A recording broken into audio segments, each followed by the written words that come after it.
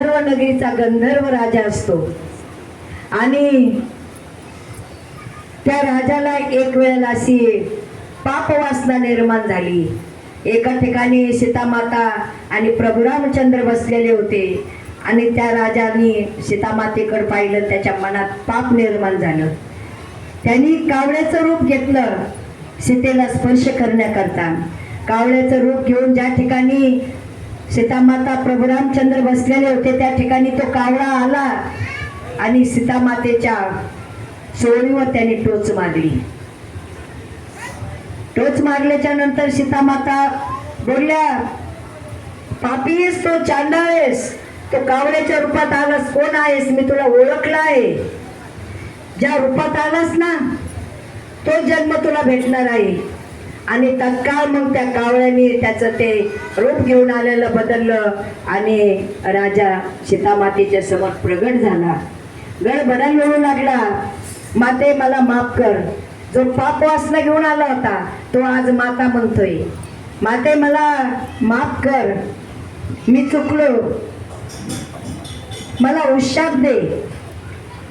त्यावेळेला प्रभू रामचंद्र बोलतात, तो बोलतो, तुमच्यासारख्याने चुकलेल्या जीवाला माफ करणं हे तुमचा एक स्वभाव धर्म आहे आणि तुम्ही केला पाहिजे। त्यावेळेला प्रभू रामचंद्र सीतामातेला खुणवतात, सीते उशाप दे। सीतामाता त्याला उशाप देते, तू तर जे रूप घेतलंस त्याच रूपात जन्माला येशील। ज्या तिरक्या डोळ्याने माझ्याकडे पाहिलंय तो डोळा तुझा नष्ट होईल, एक डोळा तुला राहील। कावळ्याला एकच डोळा आहे आणि ज्या वेळेला माणूस मरल त्याचा दशपिंडी विधी संपन्न होईल त्यावेळेला त्या पिंडाला शिवून तो त्या आत्म्याचा उद्धार करशील आणि तुला त्या माणसाचे सर्व कर्म तुला समजतील की यांनी कुठले चांगले कर्म केले तर आपण त्याला स्पर्श करावा, त्यांनी वाईट कर्म केलेलं असेल तर तू त्याला स्पर्श करणार नाहीस। हा उशाप सीतामातेने त्या कावळ्याला दिला। म्हणून काक स्पर्शाला महत्व आहे। झाला आता काक स्पर्श झाला, 10वा संपन्न झाला। तो आत्मा त्या जीवखड्यामध्येच आत्मा आहे, तो अजून 3 दिवस त्याच्यामध्ये राहणार आहे। मग 13व्याचा विधी संपन्न होतो। जे मुलं 10 दिवस अन्नदान करतात, जे मुलं कथा कीर्तन करतात, 13व्याचा विधी ज्ञानदानाने अन्नदानाने संपन्न करतात। खरंच आज मी असं म्हणू शकन काय मावशी आहेत ना, हा आत्मा खूप पुण्यात्मा होता। 10 वर्षे या मावशीने गीता श्रवण केली आहे आणि त्यांच्या मुलांनी आज अन्नदान तर केलंच आहे पण ज्ञानदान सुद्धा ठेवलेलं आहे। तर त्यांच्या आत्म्याला सद्गती नक्कीच मिळणार। आणि शास्त्रात सांगितलंय आता 10वा झाला, 11, 12, 13 हे संसारी माणसाचे 13 दिवस विधी संपन्न करायचे असतात। जो संन्यासी आहे ना त्याचा 14वा संपन्न करा म्हणून सांगितलेलं आहे आणि जो ब्रह्मचारी आहे त्याचा 16 संपन्न करा। आता मी आधी तुम्हाला सांगितलं, जन्माला ज्या वेळेला आपण येतो त्यावेळेला 16 संस्कार घेऊन येतो। ते 16 संस्कार कोणचे? गर्भसंस्कार, नामकरण संस्कार आणि अंत्यविधी अंत्यसंस्कार, हे 3 मृत्यूपूर्वीचे आणि हे 13 दिवसात झालेले हे 13 संस्कार, असे मिळून 16 संस्कार हे इथपर्यंत संपन्न झाले। आता 13वा झाल्याच्या नंतर त्या कुटुंबाने त्या सुनानी मुलांनी काय करायचं, इथून पुढं त्यांनी प्रत्येक महिन्याला मासिक करायचं। तरी पितर काय करती, कैसेनी स्वर्गा वसती, म्हणून येई ती कुळापासी। आपले पितर स्वर्गाला गेलेले असतात ना ते उपाशी असतात तिथं। त्यांनी किती पुण्य केलेलं असेल ना, नामस्मरण केलं असेल, दान धर्म केला असेल, त्याने अन्नदान केलं नसेल ना, त्या बाकीच्या पुण्याच्या जोरावर त्यांना स्वर्गात राज्य भेटतं पण अन्न भेटत नाही। म्हणून त्या कुटुंबाने अन्नदान केलं पाहिजे, ते पितर स्वर्गामध्ये त्यांची भूक भागते। त्यामुळं मग प्रत्येक महिन्याला कुटुंबाने मासिक घातलं पाहिजे। 12 महिने प्रत्येक त्या तिथीला गेलेल्या तिथीला मासिक केलं पाहिजे। आणि एका ठिकाणी माऊलीची ओवी आहे, सोम सूर्यादी ग्रहणे येऊनी करती पारणे, का माता पितर मरणे अंकित दिवस.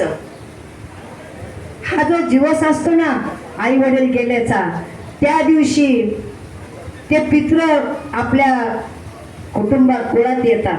आणि जर तुम्ही त्या दिवशी अन्नदान केलं नाही, त्यांना नावाने एखादा व्यक्तीला जेव घातलं नाही, तर ते पितर अतृप्त होऊन परत जातात आणि भूक भागत नाही त्यांची. म्हणून काही नाही झालं ना, त्या तिथी सांभाळा. त्या तिथी सांभाळणं खूप महत्वाचं आहे. आता झालं आपला 13वा संपला, मासिकाचं सांगून झालं. आणि मग आता त्या आत्म्याचा प्रवास पुढचा चालू होतो. पुढचा प्रवास जो असतो ना, तो वैतरणा नदीतून प्रवास असतो. ती वैतरणा नदी, त्या नदीमध्ये 28 प्रकारचे नरक सांगितलेले येतं. मल मूत्र कुर्मी किडे दुर्गंधी रवरव किडे त्या वैतरणा नदीमध्ये भरलेले असते. आणि जो पापी आत्मा असतो ना, त्या वैतरणा नदीतून त्याला प्रवास करावा लागतो. करा विचार, मग त्या आत्म्याला किती त्रास होत असेल. पण त्याच नदीमध्ये कामधेनू नावाची गाय असते. ज्या आत्म्याने आयुष्यभर गायीची पूजा केली, गायीला घास घातलाय, गोदान केले, अन्नदान केले, पुण्य केले, त्या आत्म्याला ती कामधेनू आपल्या पाठीवर घेऊन ती स्वर्गापर्यंत जाते. स्वर्गापर्यंत म्हणजे स्वर्गाच्या दारापर्यंत जाते. त्या गोष्टी जाण्याला त्यांना 100 दिवस लागतात. आणि मग ते स्वर्गाच्या दारामध्ये, स्वर्गात कोर्ट असतं, कोर्टामध्ये वकील असतो. ते स्वर्गात जो वकील असतो त्याचं काय नाव आहे? त्याचं नाव चित्रगुप्त आहे. आणि त्या चित्रगुप्ताकडं आपण जन्माला आल्यापासून मृत्यूपर्यंतचा सगळा लेखाजोखा 7/12 त्या चित्रगुप्ताकडे असतो. आणि मग त्या चित्रगुप्ताने ती फाईल तयार करतो तो चित्रगुप्त. आणि पुन्हा मग ती फाईल पुढच्या हायकोर्टात जाते. पुढच्या हायकोर्टात जाते म्हणजे धर्म दरबारात जाते, धर्मध्वजाकडे जाते ती फाईल. मग त्या फाईलीवर त्या धर्मध्वजाला अभ्यास करायला, चिंतन करायला 265 दिवस लागतात. मग ते 265 दिवस आणि हे 100 दिवस असे मिळून 1 वर्ष होतं. 365 दिवस त्या आत्म्याचा प्रवास झालेला असतो. आणि मग त्या दिवशी, त्या वर्षश्राद्धाच्या दिवशी हा सगळा हिशोब तयार होतो. आणि त्या दिवशी त्या आत्म्याची सद्गती का अधोगती ठरल्या जाते. तो दिवस असतो वर्षभर त्या कुटुंबाने केलेलं पुण्य आणि आयुष्यभर त्या आत्म्याने साचवलेलं सत्कर्म पुण्य याचा सगळ्यांचा एक संच तयार होतो, एकत्र होतं हे सगळं काही. आणि तो दिवस म्हणजे पुण्यस्मरण दिवस. तो आज हा वर्षभर श्रद्धेने जपलेल्या त्या आत्म्याचं श्रद्धेने केलेलं आणि आजचा हा दिवस म्हणजे वर्षश्राद्ध, पुण्यसंचय म्हणजे पुण्यस्मरण दिवस. आज हा दिवस साजरा होत आहे. आणि म्हणून आता हे झालं गेलेल्या आत्म्याचं. आतापर्यंत जो आपण प्रवास केला तो गेलेल्या आत्म्याकरता केलाय. आता ह्या आत्म्याकरता आपल्याला काय करायचे? ह्या आत्म्याकरता आपण आता पाहिलंय वैतरणा नदी किंवा मारीची झोडी ती यमाचे किंकर बेउसाल पाहिलं आपण. किती त्या नदीमध्ये लाहोरस असतो. त्या लाहोरसातून त्या आत्म्याला प्रवास करावा लागतो. तुम्ही गरुड पुराण अवश्य वाचा हो. गरुड पुराण वाचा, कर्माचे सिद्धांत वाचा. त्याच्यामध्ये तुम्हाला एवढं काही भांडवल भेटल. आणि आता मला असं वाटतं की कमीत कमी हे ज्यांनी ऐकलंय ना त्यांनी ते विधी करताना काहीतरी कोणाला सांगावं. मला काल सांगायचं होतं, तो जीव खडा पुढं ठेवू राहिला तुम्ही, तो खडा इथं ठेवू नका. काल अशीच एक घटना घडली आहे, वाईट घडली आहे. तर तो खडा आहे ना, तो अवश्य 10 दिवस घरात ठेवा, पुढं झाडाबिडावर ठेवू नका. 10 दिवस 13 दिवस तो आत्मा असतो ना, कुटुंबाबरोबर असतो. आणि 13वा झाल्याच्या नंतर तरच तो आत्म्याचा प्रवास स्वर्गाच्या दिशेने होतो. म्हणून जोपर्यंत आपण जिवंत आहेत ना, आपलं पण कर्तव्य ना, आपल्या पुढच्या प्रवासाकरता आपण काहीतरी शिदोरी तयार केली पाहिजे, आपल्या बरोबर नेली पाहिजे का? आपण का आपल्या मुलाच्या ह्याच्यावर भरोश्यावर राहायचं का? जाऊ द्या, माझे मुलं दान करतील, माझे मुलं ज्ञानदान करतील, कथा कीर्तन करतील, मग त्या पुण्याच्या जोरावर मी कुठं सद्गतीला जाईल? नाही. तुम्ही जोपर्यंत आपण जिवंत आहेत ना, तोपर्यंत ह्या देहाचा उद्धार करा, ज्ञानदान करा, अन्नदान करा. अहो, पिंडदानाला किती महत्व आहे. पहिल्याच अध्यायामध्ये श्लोक आलेले आहेत, ओवे आलेले. ज्या वेळेला भगवंत अर्जुनाला सांगतात, अर्जुना युद्ध कर. अर्जुनाला काय भीती वाटत होती युद्ध करायची? अर्जुन म्हणतो, देवा तो मला कौरवाबरोबर युद्ध करायला सांगतोयस, माझ्या पुढे कौरव टिकणार नाही याची मला खात्री आहे. आणि जर सगळेच कौरव जर मेले, पतंती पितर वेशा लुप्त पिंड दक्रिया, मग त्या मेलेल्या पिंडाला पिंड जलतर्पण कोण करील? पिंडदान कोण करील? त्याच्यामुळे मी युद्ध करत नाही. त्यावेळेला भगवान श्रीकृष्ण सांगतात, त्याची एक कुरुक्षेत्रावरची अशी कथा आलेली आहे.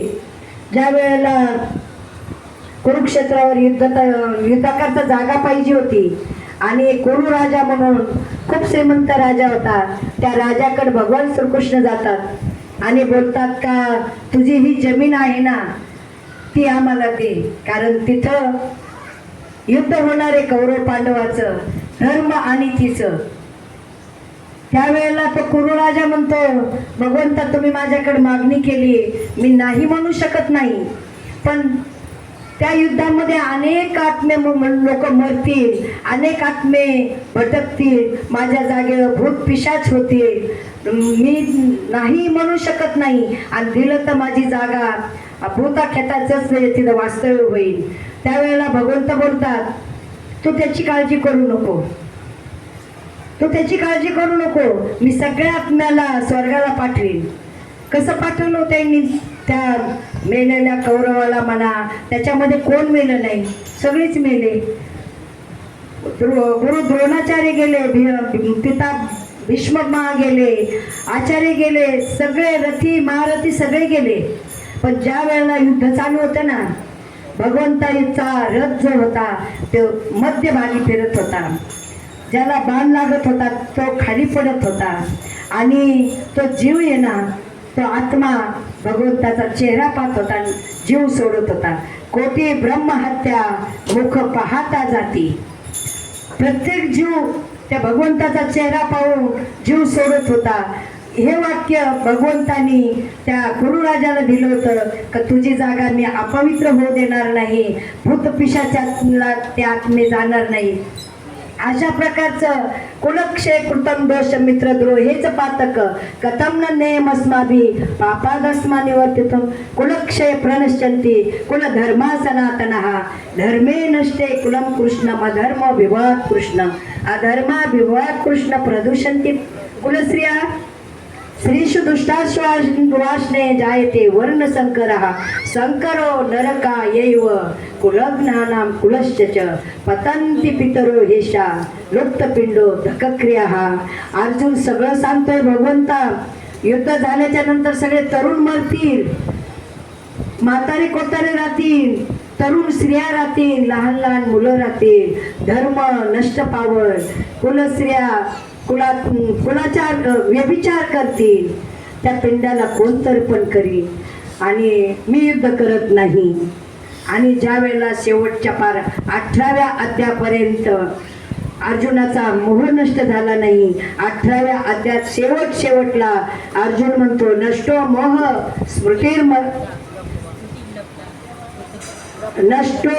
स्मृतिर्लब्ध्वा. तर माझा आता मोह निरसन झालेला आहे. आणि मग तिथून पुढं अर्जुन युद्ध करतो, ते सगळा इतिहास आपल्याला माहीत आहे. तेव्हा आपण त्याच्याकडे जायचं नाही. फक्त मला काय सांगायचं, तुम्ही जिवंत आहेत ना, तोपर्यंत या देहामध्ये आत्मा आहे, तोपर्यंत त्या देहाला तीर्थयात्रेला न्या, पवित्र अशा गंगेमध्ये त्याला पवित्र करून आणा, अन्नदान करा, जे काही तुम्हाला करता येईल ते करा. वैकुंठी जाया पुण्याची सामुग्री, ज्याप्रमाणे आपण एसटीने प्रवास करतो ना, त्या एसटीचा प्रवास आपल्याला फुकट मिळतो का? ज्या वेळेला आपण 10 रुपये देतो आणि तो कंडक्टर आपल्याला ते तिकीट देतो, तेव्हा आपण तिथे जातो. घरात राहायचं, आपण घराला भाडं देतो, तेव्हा आपण त्या घरात राहू शकतो. हे सुद्धा आहे ना, हे भाड्याचं घर आहे आपलं. हे मन मुसाफिर निकलना पडेगा, काया कुटी खाली करना पडेगा. भाड़े के भुवन को क्या तू संवारे, जिस दिन तुझे घर का मालिक निकाले. इसका किराया भी भरना पडेगा, काया कुटी खाली करना पडेगा. म्हणून हे एक ना एक दिवस आपल्याला घर खाली करायचंय. पण जोपर्यंत जिवंत आहे तोपर्यंत दानधर्म करा. तुम्ही तीर्थात जाऊन ह्या हाडाला, मेल्यावर त्या हाड गंगेला नेण्यापेक्षा त्याच्यामध्ये आत्मा आहे तोपर्यंतच त्या हाडाला तुम्ही पवित्र करून आणा.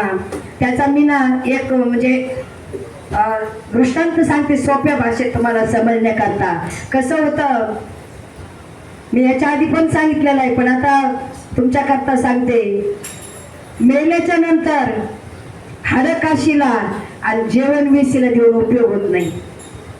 जोपर्यंत जिवंत आहेत ना तोपर्यंत तुमच्या हाताने अन्नदान करा आणि या हाडाला पवित्र गंगेमध्ये पवित्र करून आणा. त्याचा असा एक दृष्टांत आहे. असं एक श्रीमंत कुटुंब असतं. एवढी श्रीमंत ती महिला असते, पती वारलेले असते. 100 एकरचा बागायतदार मुलगा असतो, 1-2 मुलं मोठमोठ्या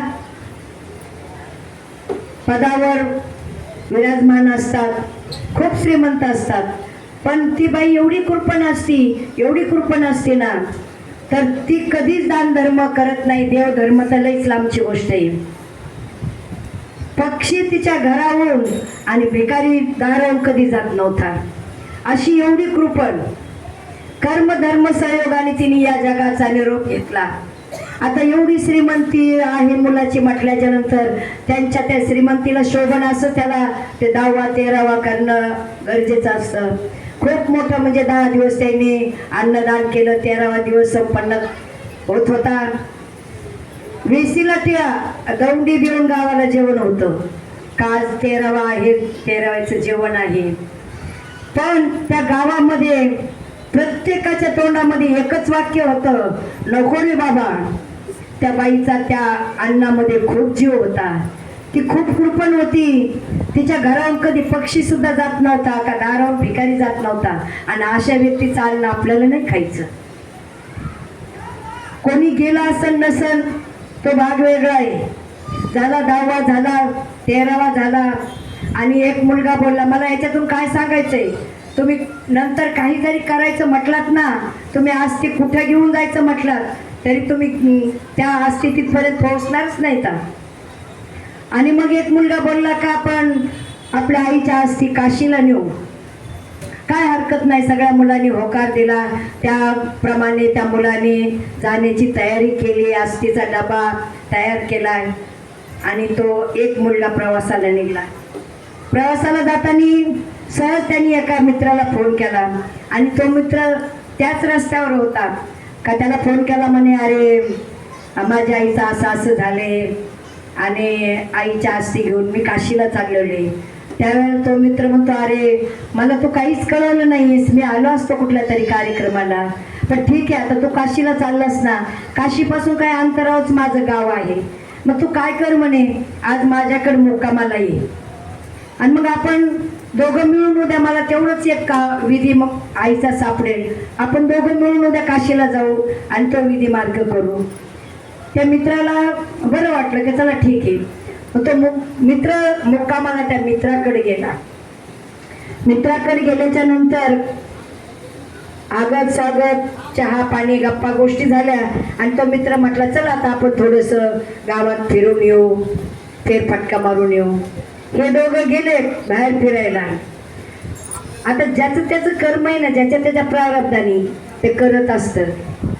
त्याची जी बायको होती ना, ती बायको एवढी विचित्र होती. ती बायको घरी झोपावून येईल त्याची पिशवी उचकायची आणि त्याच्यातला माल काढून घ्यायचा. हे तिचं ठरलेलंच होतं. हिने काय केलं, तेवढ्या वेळात ती त्याची बॅग उचकली आणि त्याच्यामध्ये अशा स्टीलच्या डब्यामध्ये त्या अस्थी त्याने आणलेल्या होत्या. वाजवलं, पाहिलं. आता एवढ्या गडबडीत कशाला उडून पाहिजे, उचलला डबा कपाटात ठेवला. मित्र आले, फिरून जेवण केलं. सकाळी लवकर प्रवासाला लागायचे, जेवण केले, झोपले. सकाळी उठले, सकाळचा जो विधी मार्ग असतो तो केला आणि हे दोघं मित्र निघले पुढच्या प्रवासाला. काशीत गेले, घाटावर पोहोचले. याच्यातून एकच वाक्य घेण्यासारखं आहे. ब्राह्मण बोलवलाय, ब्राह्मणाने पूजा मांडली आणि त्या यजमानाला बोलतात, ब्राह्मण का आणा अस्थी, आता आपण अस्थीचं तर्पण करूया, त्याची पूजा करूया. तर मुलगा डबा शोधतोय बॅगमध्ये, डबाच नाही बॅगमध्ये. बरंच त्यांनी पिशवी उचकतोय, बेचैन झालाय. त्यावेळेला तो मित्र विचारतो, अरे मित्र काय झालं, काढ ना लवकर अस्थी. ते म्हणतो, मित्रा डबाच नाही बॅगमध्ये. आता याला गुण माहीत होते आपली बायको काय येते. तो थोडा अंतरावर गेला आणि फोन लावला. बायकोला विचारतो, अरे माझ्या मित्राच्या बॅगमधला डबा काढलास का? ती बायको बोलते, असले मित्र घरी का आणत असता तुम्ही? तुमच्या मित्राने कसले हाडं भरून आणले तर त्या डब्यामध्ये. हॉटेलमध्ये जेवला आणि मटणाच्या हाडं त्या डब्यात भरून आणले त्यांनी. तो म्हणला, ते डबा कुठे? ती म्हणली, कशाला ठेवू मी तो नेऊन आल्यात गटारात फेकून दिला. काय घ्यायचं याच्यातून आपल्याला? तुम्ही किती अट्टहास करा, तुमचे हाडं जर तुम्ही आधी पवित्र केलेले नसतील ना, नाही जाऊ शकणार त्या गंगेपर्यंत, त्या पवित्र स्थळापर्यंत. तो बोलला, अरे चांडाळनी, ते मटणाचे हाडं नव्हते, ते माझ्या मित्राच्या आईच्या अस्थी होत्या आणि ते काशीला तो अस्थी विसर्जनाकरता आलेला होता. नाही जाऊ शकल्या त्या अस्थी. म्हणून आहे तोपर्यंतच काय जे करायचे ना ते करा. आणि अन्नदान एवढं श्रेष्ठ आहे. करणं, आपण करणं ऐकून आहोत ना. दान शुड करणं, दान करण्यामध्ये एक नंबरला करणं होता. त्याने आयुष्यभर एवढं दान केलं, एवढं दान केलं, फक्त अन्नदान केलं नाही त्याने. आणि कर्मधर्म संयोगाने तो स्वर्गात गेला. आता त्याने भरपूर पुण्यकर्म केलेलं होतं, त्यामुळं त्याला स्वर्गातलं राज्य प्राप्त झालं. पण स्वर्गातलं अमृत त्याला मिळालं नाही. आणि मग तो काय करायचा, चित्रगुप्ताला बोलायचा, मला भूक लागली आहे, मला भूक लागली, मला खायला काहीतरी दे. चित्रगुप्त बोलला, तो दान धर्म केला नाहीस म्हणे, त्याच्यामुळे तुला खायला भेटणार नाही. कर्ण बोलला, तुला काही वेळ लागले का म्हणे, तू मृत्यू लोकात जाऊन पहा, मी काय म्हणजे दान धर्म केला नाही, मला दानशूर कर्ण बोलतात म्हणे. ते म्हणे, ठीक आहे, ते दानशूर करणंच ना, दान केलंच ना, म्हणून तुला स्वर्गात प्राप्ती मिळालेली, स्वर्गाचं राज्य भेटलंय. पण तू अन्नदान केलं नाहीस, तुला इथलं अमृत भेटणार नाही. पण तू एक काम चांगलं केलेलं आहेस म्हणे. ज्या वेळेला तुझ्याकडं अन्नदान मागायला लोक येत होते ना, त्यावेळेला तू पांडवाचं घर दाखवत होतास. आणि ते अन्नदान मागायला आलेले लोक ते पांडवाच्या घरी जाऊन तृप्त होत होते. तो जे बोटाने ते पांडवाचं घर दाखवत होतास ना, तुला भूक भागवायची ना, तर तू ते बोट ज्या वेळेला भूक लागेल ना, त्यावेळेला तू ते बोट तोंडात धर, तुझी भूक थांबल. मग जर कर्णाची अशी अवस्था झाली तर आपल्याला स्वर्गात काय खायला भेटणार आहे? असे त्या कर्माच्या सिद्धांतामध्ये आणि गरुड पुराणामध्ये असे खूप काही दृष्टांत आलेले आहेत. पंडूराजा आहे ना, पंडूराजा पण किती म्हणजे धर्मशील राजा होता. ज्या वेळेला तो स्वर्गात गेला त्यावेळेला स्वर्गाची प्राप्ती झाली, पण भूक भागत नव्हती. आणि स्वर्गामध्ये महर्षी नारदाची भेट झाली पंडूराजाची. आणि पंडूराजाने आवाज दिला, नारद महर्षी इकडे या म्हणे. तेव्हा त्यांनी विचारलं, का तुम्ही इथं कसे, काय कमी आहे तुम्हाला इथं, तुम्ही स्वर्गात आहेत? तेव्हा पंडूराजा बोलला की तुम्ही आता ज्या वेळेला मृत्यू लोकात जाताल त्यावेळेला माझ्या मुलाला सांगा, मला खूप भूक लागलेली आहे, माझ्या जे सत्कर्म होतं माझ्या बरोबर ते फक्त स्वर्गापर्यंत पुरलेलं आहे, त्या सत्कर्मामुळे मी स्वर्गात पोहोचलोय, पण मला स्वर्गातलं अमृत भेटत नाही, तर माझ्या मुलाला काही तरी अन्नदान करायला सांगा, सत्कर्म करायला सांगा. आणि नारद महर्षी पांडवाकडे आले, पांडवाला सांगितलं का तुम्ही आता काहीतरी सत्कर्म करा आणि अन्नदान करा, जेणेकरून स्वर्गात तुमच्या पित्राला पूर्वजाला आत्मा तृप्त होईल. आणि मग त्या पांडवांनी यज्ञ संपन्न केला. 1 वर्ष 53 दिवस तो यज्ञ चाललेला होता. आणि त्या यज्ञाच्या अन्नदानाने, त्या होम हवनाने पंडूराजाला परम चिरकाल असं स्वर्गामध्ये अमृत भेटायला लागलं आणि स्वर्गातली त्यांना प्राप्ती झाली. एवढं याला महत्व आहे. म्हणून टाईम झालाय का? म्हणून अन्नदान आणि हे पिंडदान म्हणजे केलंच पाहिजे. 13 दिवसाचा विधी, 9 वर्ष श्राद्धापर्यंत तुम्ही जे काही करताना ते तुम्ही शास्त्राला धरून.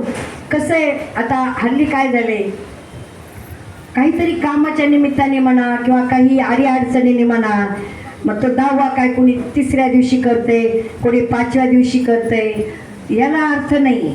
शास्त्र काय सांगते, ठीक आहे 10व्यापर्यंत ठीक आहे. 10वा हा विधी आहे आणि 13वा आणि वर्ष श्राद्ध हे शास्त्र आहे.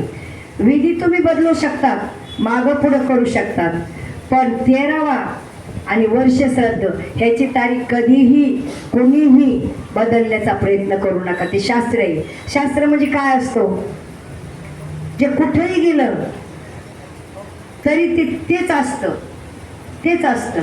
समजा आता आपण व्यवहारात आज ही एक बोलतो तर ती एक बोलतो, हे शास्त्र नाही. किंवा शास्त्र म्हणजे काय, अगदी सोप्या भाषेत 2 आणि 2 किती 4. ते 4 इथं बी 4च आहेत. पुण्यात गेला तरी 4 आहेत, स्वर्गात गेला तरी 4च आहेत. म्हणजे सोप्या भाषेत सांगितलं शास्त्र काय असतं.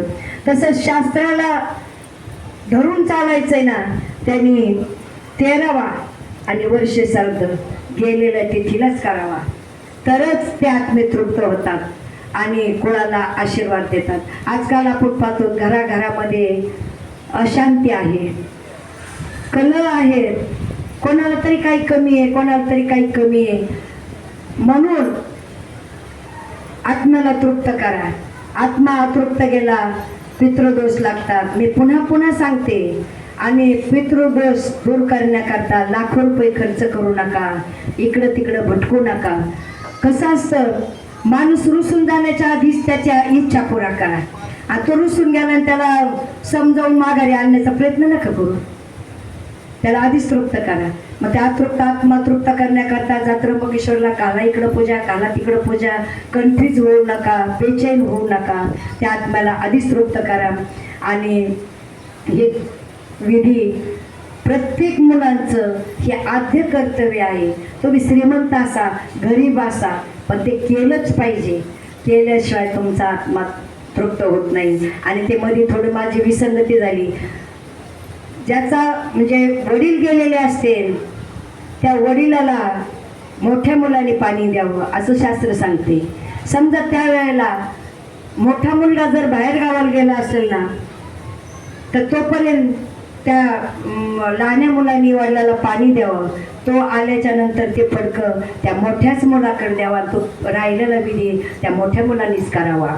आई जर गेलेली असेल तर आईला पाणी लहान मुलांनी द्यावं आणि सगळा विधी त्यांनी करावा. तो पूर्ण कुटुंबाला पोहोचतो असा विधी मार्ग करावा. आणि मी जे सांगितले ना, तो जीव खडा, अश्म खडा, त्याचं तेवढं सगळेजण काळजीपूर्वक लक्षात ठेवा. त्याचं काय करायचं ती 10 दिवस तो खडा ज्या ठिकाणी आपण त्या प्रेताला बसवलेला असतं त्या प्रेताच्या ठिकाणी तो खडा ठेवा. प्रत्येक दिवशी जलतर्पण करा त्याला. पिंडदान आणि जलतर्पण या 2 गोष्टी मुलांनी न चुकता कराव्यात.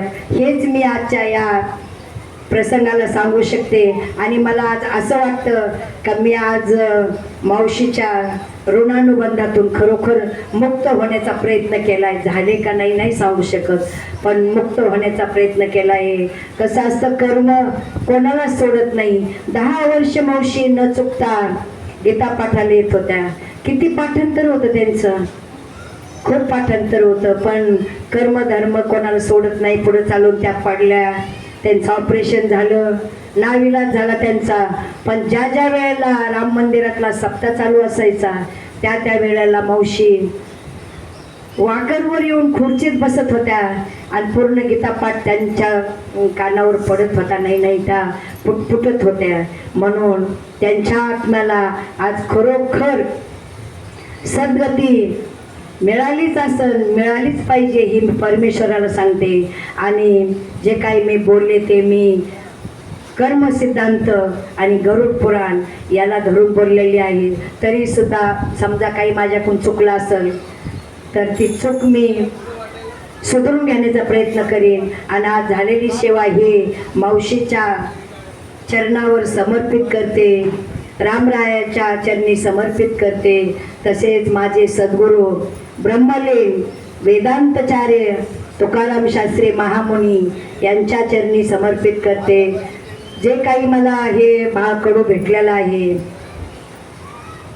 ते माझे आई वडील त्यांच्या चरणी समर्पित करते. आणि एक गोष्ट आवर्जून सांगते, कारण मला या जागेवर बसवायला एका महान विभूतीचा खूप मोठा भाग आहे त्याच्यामध्ये. अशा आमच्या परमस्नेही साबळेताई यांनी मला रस्त्याला लावून दिले. अचानक मला त्यांनी एक सेवा दिली आणि तेव्हापासून माझी 2018 पासून आजपर्यंत माझी सेवा भगवंताच्या चरणी मी समर्पित करते. कोणीतरी धक्का देणारं असावं लागतं. कसं असतं, मुलाला जोपर्यंत पोहता येत नाही तोपर्यंत अचानक कुणीतरी त्याला पाण्यात ढकलून देतं. एकदा तो पाण्यात पडला तो खूप घाबरलेला असतो, तो हातपाय मारतो आणि एक दिवशी तो पोहायला शिकतो. असं माझ्या जीवनामध्ये हा आलेला अनुभव आहे. तेव्हा मी ही झालेली सेवा मावशीच्या चरणी समर्पित करते आणि माझ्या वाणीला इथंच पूर्ण विराम देते. न्यूनते पुरते अधिकते सरते, करून घ्यावे तुमते विनुतसे. बालक बोबडा बोली का वाकोड्याच का पावली, चोज करुणी माऊली रेजे जेवी. या न्यायाने आता अभंग होईल आणि फुलं टाकल्या जातील. गर्जे महाराज बोला अभंग. आम्ही जातो, तुम्ही कृपा असू दे.